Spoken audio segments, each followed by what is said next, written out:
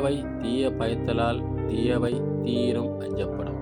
குறளனம் பொதுமறை திருவள்ளுவர் எனும் பெருநாவலர். விளக்கம்: தீய செயல்கள் தீமையே விளைவிக்கும் என்பதால் அந்த தீய செயல்கள் தீயை விட தீமையானது என்று கருதி அவற்றை செய்திட அஞ்சிட வேண்டும். இதை ஒரு வார்த்தையில் சுருக்கமாக சொல்ல வேண்டுமானால் தீமையும் தீயும்.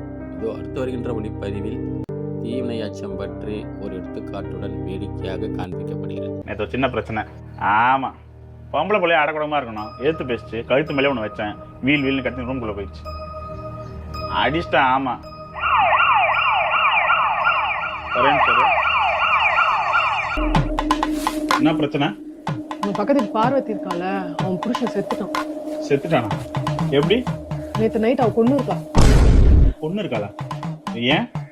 ஏதோ 2 பேருக்குள்ள சண்டை வந்திருக்கு, கொண்டுட்டான். எப்படி கொண்டாலாம்?